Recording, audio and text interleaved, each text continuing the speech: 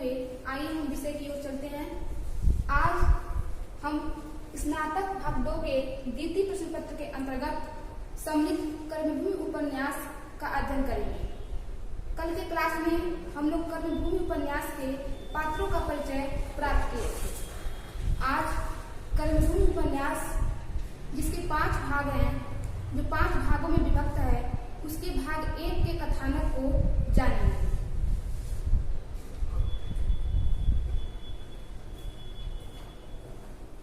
कर्मभूमि उपन्यास के कथानक को जानना ये हमारा आज का उद्देश्य है।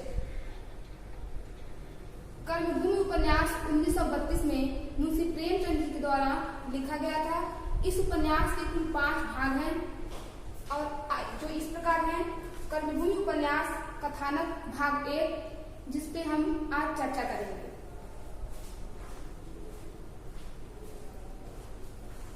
कर्मभूमि उपन्यास का जो कथानक भाग 1 है, उसका प्रारंभ अमरकांत से होता है और अमरकांत के काशी छोड़ने पर समाप्त होता है।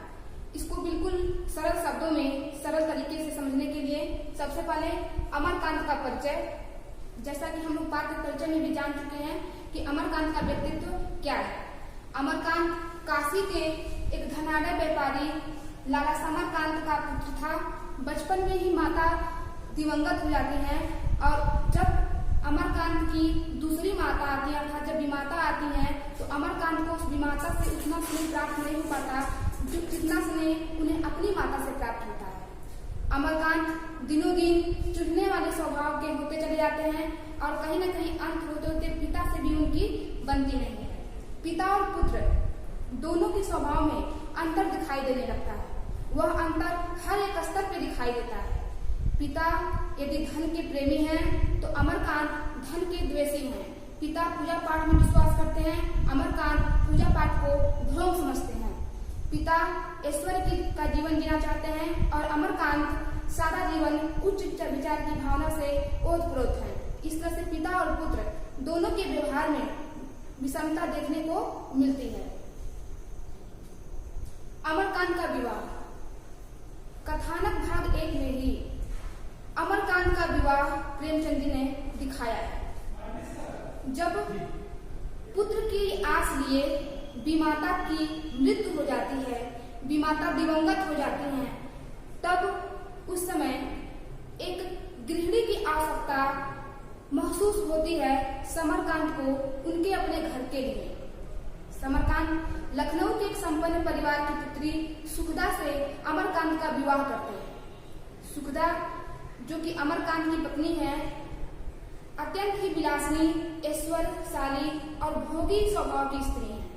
अमरकांत और सुखदा में विवाह के 2 वर्ष के उपरांत भी कोई वैचारिक समता दिखाई नहीं देती है। सुखदा जिनका पालन पोषण अत्यंत ही संपन्न परिवार में हुआ, जो कभी अभाव को जानी नहीं, कभी कठिनाइयों के मार्ग पे अपने पग नहीं रखी, ऐसे सुखदा से जब अमरकांत का बंधन होता है, अमरकांत के जीवन में उनके घर में सुखदा का प्रवेश होता है, उस समय सुखदा और अमरकांत दोनों अपने अपने भविष्य को लेकर चिंतित होने लगते हैं।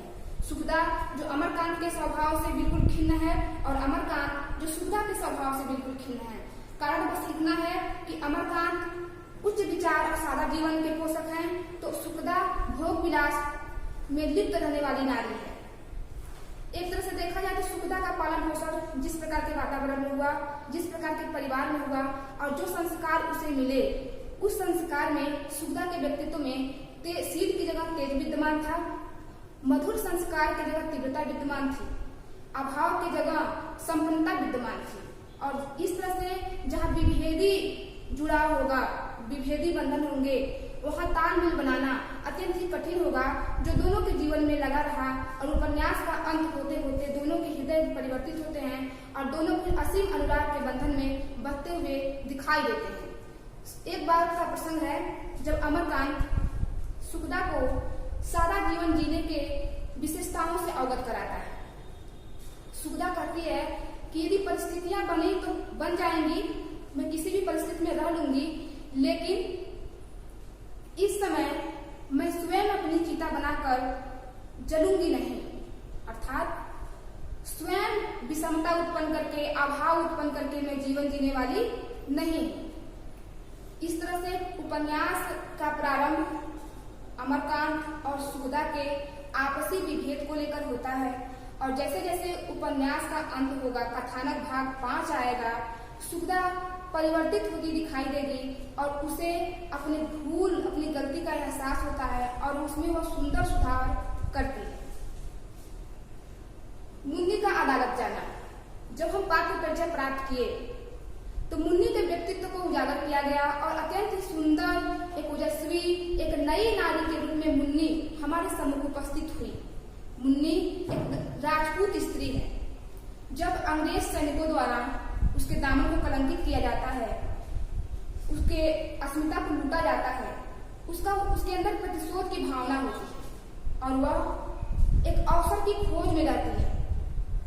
अवसर प्राप्त होता है और वह छुरी से उन अंग्रेज सैनिकों पे प्रहार करती है, उनकी हत्या हो जाती है। हजारों की संख्या में भीड़ इकट्ठी हो जाती है। वह चाहती तो भाग सकती थी।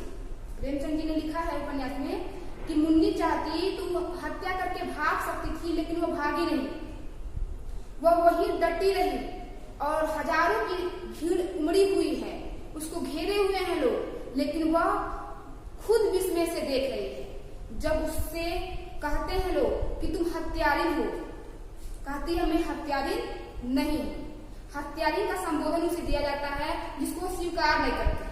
कहती है मैं हत्यारिन नहीं हूं, मैंने जो किया है मुझे कोई दुख नहीं है और ये करना नितांत आवश्यक था। मैं खुद नहीं जानती हूँ मैं कैसे की हूँ, कहाँ से मेरे पास छुरी आई, मैं कैसे कर दी हूँ, मैं खुद अपने होश में नहीं हूँ। इस तरह से मुन्नी एक के रूप में प्रेमचंद जी एक नई नारी का चित्र हमारे सम्मुख प्रस्तुत करते हैं कि इस प्रकार की नारी भी होनी चाहिए जो अपने हक के लिए स्वयं लड़ सके, जो समाज को उनके किए का बोध करा सके, जिसकी परिचायक कर्म उपन्यास में मुन्नी के व्यक्तित्व द्वारा देखा जा सकता है। मुन्नी पे अदालत में बहस होती है। मुन्नी अपने पक्ष रखती है और जब उसके पक्ष को जनता सुनती है, प्रजा सुनती है, तो सब लोग उसके साथ हो जाते हैं। विशेषतः अमरकांत और प्रोफेसर शांति कुमार मुन्नी को बचाने में वह काफी अहम भूमिका का निर्वहन करते हैं। न्यायाधीश के सामने जब मुन्नी अपनी सारी बात रखती है, अपनी सारी परिस्थितियां बताती है, तो न्यायाधीश को अंततः मुन्नी को निर्दोष साबित करना पड़ता है और ससम्मान उसे अदालत से बरी किया जाता है। जब मुन्नी अदालत से बरी होकर आती है, विशाल जनसमूह में उसके भव्य स्वागत की तैयारी हुई रहती है। उसके ऊपर पुष्प वर्षा की जाती है, फूलों के माला पहनाए जाते हैं, एक समारोह का सुंदर आयोजन किया जाता है। मुन्नी इन सबको पसंद नहीं करती, कहती है मैं इस योग्य नहीं हूं कि मुझे इतना सम्मान दिया जाए। अंततः जब पुत्र और पति से मिलने की बात आती है, वह मिलना नहीं चाहती। वह अपने किए पे, उसके साथ जो दुर्व्यवहार हुआ उस पर काफी वह लज्जित है और उसी भावना से, उसी हीन भावना से ग्रस्त होकर के वह उस स्थान को छोड़कर कहीं और जाके रहने लगती है। अमर का सकीना के प्रति प्रेम, उसका घर छोड़ना। अमर का सकीना के प्रति प्रेम और उसका घर छोड़ना, ये भी एक प्रसंग आता है कथानक भाग 1 में। अमरकांत का विवाह सुखदा से हो गया रहता है। सुखदा के व्यवहार से अमरकांत निराश रहता है, अंदर ही अंदर बेचैन व्याकुलता की भावना से भरा होता है। जब एक दिन पठानिन, जिसका हम लोग पाठ्य परिचय में पढ़ चुके थे कि पठानिन कौन है, तो सकीना की वह दादी है। एक दिन दुकान पे अमरकांत बैठा रहता है। सुखदा के कहे अनुसार पठानिन आती है, पठानिन को देखता है और कहता है कि बूढ़ी माँ चलो मैं तुमको तुम्हारे घर छोड़ देता हूँ, तुम जा नहीं पाओगे। पठानिन मना करती है कि रहने दो बेटा, तुम इतना परेशान क्यों होगे, लेकिन वो कहता कि नहीं, तुम असमर्थ हो और मैं तुमको तुम्हारे घर पे छोड़ आता हूँ। पठानिन को छोड़ने अमरकांत घर जाता है। पठानिन के रात्रि का समय है। पठानिन अपनी पौत्री सकीना को बुलाती है, आवाज देती है दरवाजा खोलने के लिए।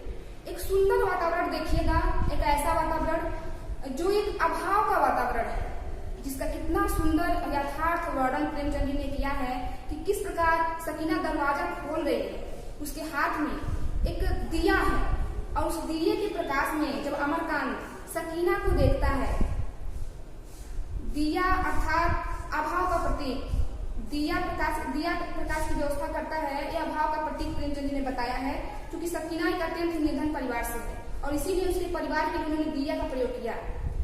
जब उस दिए के प्रकाश में अमरकांत सकीना को देखता है तो उसके रूप सौंदर्य पे आकर्षित होता है, उसके मधुर सौम्य पे वह एकदम पुलकित हो जाता है देख करके, और कहीं न कहीं उसी दिन से उसके मन में उसके प्रति प्रेम के अंकुर फूट पड़ते हैं।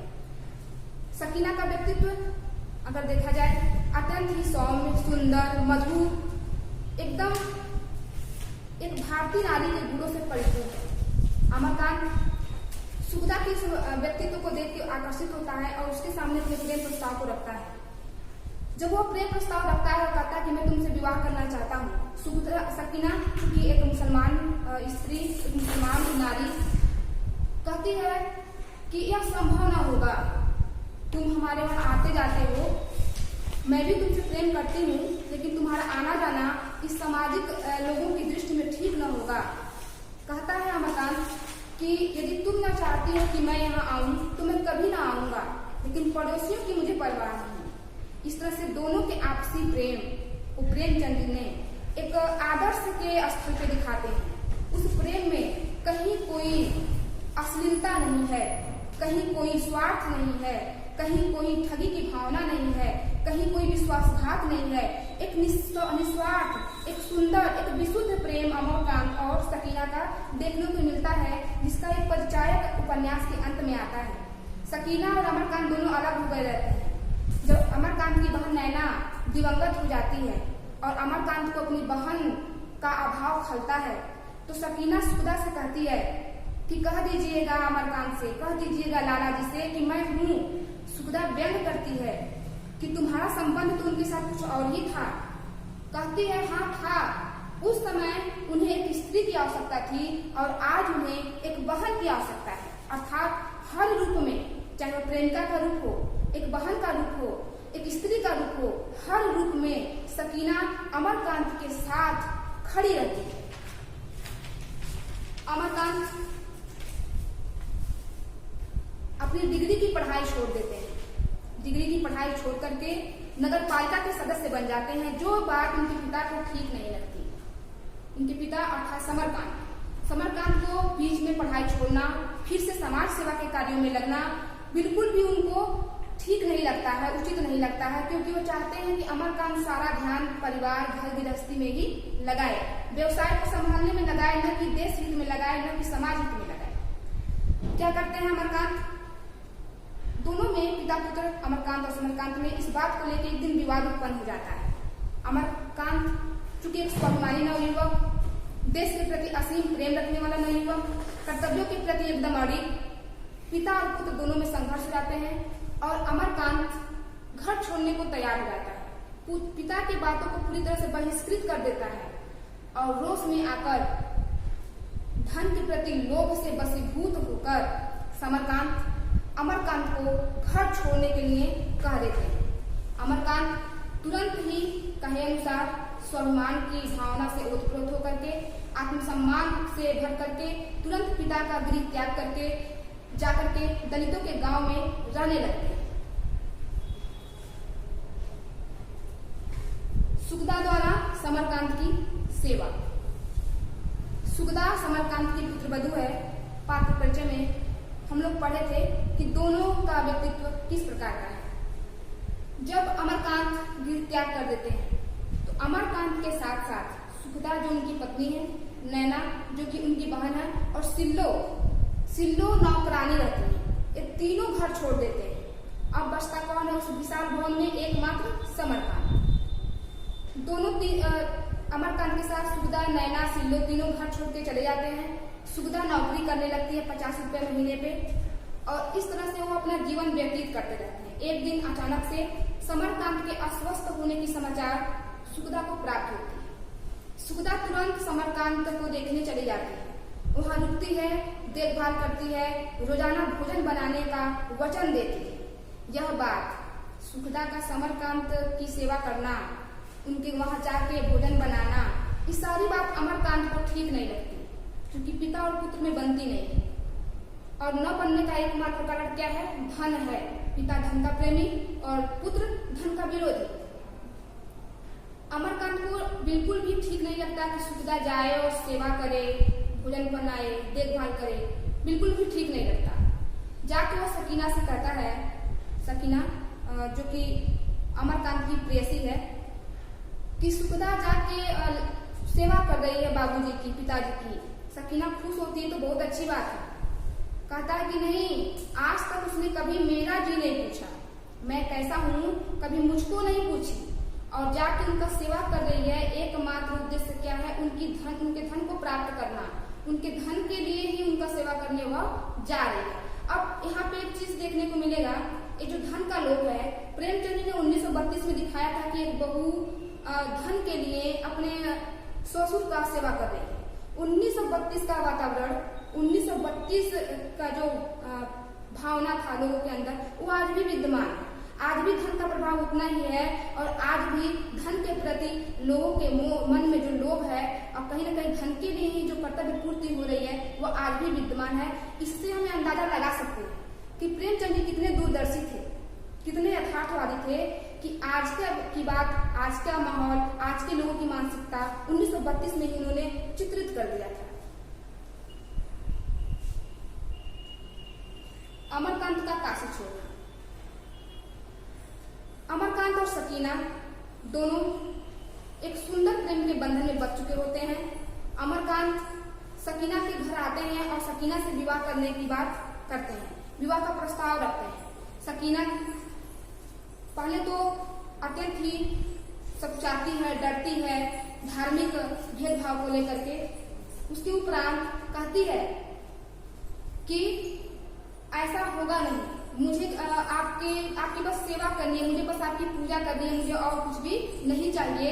मैं आप ऐसा करके क्या कर रहे हैं, मुझे तीनों लोगों का राज्य दे रहे हैं, मैं तीनों लोगों का राज्य लेकर के क्या करूंगी। अर्थात कहती कि आपकी पत्नी सुखदा है और मैं तो अत्यंत ही तुच्छ हूँ, मेरा कोई अस्तित्व नहीं, मैं कुछ भी नहीं हूँ सुखदा जी के सम्मुख, और आप मुझे आज अपने जीवन में उतारने की बात कर रहे हैं, इतना बड़ा निर्णय ले रहे हैं, और इस तरह कहकर आप क्या कर रहे हैं, मुझे तीनों लोगों का राज्य दे रहे हैं, मैं इतना बड़ा राज्य लेकर के क्या करूंगी। एक निस्वार्थ प्रेम यहाँ दिखाई देगा कि विवाह प्रस्ताव रखने पर भी अमरकांत और सकीना में जब प्रेम की बात होती है, विवाह की बात होती है, और सकीना पूरी तरह से उनके विवाह को स्वीकार नहीं कर पाती। स्वीकार न करने का एकमात्र कारण होता है धार्मिक विभेद, हिंदू और मुसलमान के बीच जो वैषम्य व्याप्त था, एकमात्र कारण वही था। फिर भी जब अमरकांत अंत में प्रेम प्रकट करने के लिए, प्रेम का सबूत देने के लिए क्या करता है, छुरी निकालता है। सकीना तुरंत जाती है और कहती है कि मुझे किसी सबूत की आवश्यकता नहीं है और मैं तैयार हूँ, तुम जैसा कहोगे मैं तैयार हूँ। तब तक ये बात पठानीन को ज्ञात होती है। पठानीन जो सकीना की दादी है, पठानीन क्रोधित हो जाती है और अत्यंत आक्रोशित शब्दों में कह करके अमरकांत को घर से निकाल देती है। अमरकांत एकदम डर जाता है, व्याकुल हो जाता है कि अब यह बात वह जाकर के समरकांत से कहेगी और तमाम तरह के विवाद उत्पन्न होंगे। पठानीन जाती है, समरकांत को पूरी बात बताती है। समरकांत अत्यंत ही क्रोधित होते हैं और अमरकांत एकदम शर्मिंदा हो जाता है जब ये बात सबके सम्मुख आती है, सकीना और अमरकांत के प्रेम की बात, दोनों के विवाह की बात। अमरकांत फिर भी सकीना को अपने जीवन में लाना चाहता है, अर्थात सबके विरोध करने पर भी वह अपने निर्णय को बदलता नहीं। वह यही चाहता है कि कुछ भी हो जाए लेकिन सकीना से मैं विवाह करूंगा। सकीना जाता है, सकीना पूरी तरह से पठानीन से बात करती है और कहती है कि यदि तुमने उनका जीवन गारत किया तो समझो मेरा भी जीवन गारत हो गया। यह बात सकीना अपनी दादी पठानीन से कहती है कि अगर तुमने उनको बर्बाद करने की कोशिश की तो मैं भी उनके साथ बर्बाद हो जाऊंगी। इधर अमरकांत अपने पिता समरकांत से सकीना से विवाह को लेकर के विवाद करते हैं। अमरकांत आखिरी में समरकांत से पूछते हैं कि ये बताइए कि आपके इस भवन में सकीना के लिए स्थान है कि नहीं। समरकांत पूछते हैं कि किस रूप में स्थान चाहिए। कहते हैं कि पुत्रवधू के रूप में, पुत्रवधू के रूप में इस आपके भवन में स्थान है कि नहीं। समरकांत जो कि कट्टर हैं, कहते हैं रूढ़िवादी हैं, कहते हैं कि नहीं, एक बार नहीं, 1000 बार नहीं, कुछ भी कर लो, मेरे भवन में उसके लिए कोई स्थान नहीं। जब इस बात को अमरकांत सुनते हैं, कहता है कि जब उसके लिए कोई स्थान नहीं है तो मेरा भी इस घर में कोई स्थान नहीं है और अब मैं जा रहा हूं। समरकांत उनके जाने को लेकर दुखी होते हैं, पूछते हैं कि कहाँ जा रहे हैं। अमरकांत कहता है कि मुझे नहीं पता मैं कहाँ जा रहा हूँ, लेकिन मैं जा रहा हूँ और उम्मीद करता हूँ कि मैं फिर से आपसे कुछ कहूंगा नहीं, कुछ मांगूंगा नहीं, कोई आशा अपेक्षा नहीं रखूंगा। अब वह काशी छोड़ने को तैयार हो जाता है, यानी काशी जहाँ वो लोग रहते हैं। अब आखिरी में, कथानक भागे के आखिरी में पिता और पुत्र का कहीं न कहीं प्रेम और सामाजिक विषमता, सांप्रदायिक भेदभाव, ये तीनों रूप एक साथ देखने को मिलेंगे। प्रेमचंद जी तीनों को एक ही जगह उत्पन्न कर दिया। पिता जो कि एक सांप्रदायिकता की भावना से ओतप्रोत हैं, एक मुसलमान लड़की को स्वीकार नहीं कर रहे हैं। अमरकांत जो कि राष्ट्रभक्त है, बस वो मानव जानता है, न वो ये जानता है कि कौन हिंदू है, कौन मुसलमान है, कौन क्या है, एकमात्र सब मानव है। उसकी वो समानता की भावना से ओतप्रोत। और फिर पिता और पुत्र के बीच में जो प्रेम होता है, जो वात्सल्य होता है, उसको जब अमरकांत घर छोड़ने को, काशी छोड़ने को तैयार हो जाता है, घर छोड़ने को तैयार हो जाता है, तो अमरकांत कहते हैं कि ठीक है, जाओ, जा तो रहे हो जाओ, लेकिन चिट्ठी लिखते रहना। अगर तुम नहीं आओगे तो कभी कभी मुझे बुला लिया करना। अब उनके इस कथन में एक पिता का प्रेम पुत्र के लिए, एक पिता की चिंता पुत्र के लिए कि चिट्ठी लिखते रहना और तुम ना आना तो मुझे बुला लिया करना। अमरकांत पूरी तरह से जाने लगता है जब घर से, तो समरकांत कहते हैं कि जाओ, खुश रहो, मेरा आशीर्वाद तुम्हारे साथ है। और इसी कथन के साथ कर्मभूमि उपन्यास के कथानक भाग 1 का अंत होता है।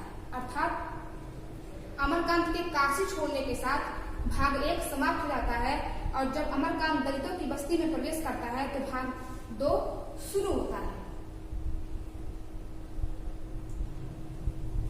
कर्मभूमि उपन्यास से संबंधित कुछ प्रश्न आपके सम्मुख हैं।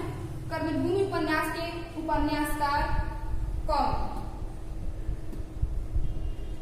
जयशंकर प्रसाद, प्रेमचंद, महावीर प्रसाद, चतुरसेन शास्त्री। तो कर्मभूमि उपन्यास के उपन्यासकार प्रेमचंद जी हैं। कर्मभूमि कब लिखा गया? दूसरा प्रश्न है, कर्मभूमि कब लिखा गया? प्रश्न अत्यंत ही महत्वपूर्ण है, उपन्यास की दृष्टि से भी और परीक्षा की दृष्टि से भी। वो परीक्षा चाहे विश्वविद्यालय हो अथवा प्रतियोगी। सन 1932 में, सन 1933 में, 1934 में, 1935 में। तो कर्मभूमि 1932 में लिखा गया।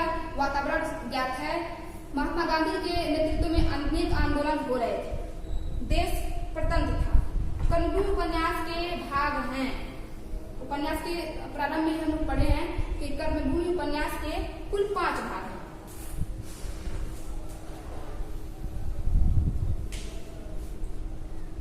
कर्मभूमि उपन्यास का अमरकांत पुत्र है।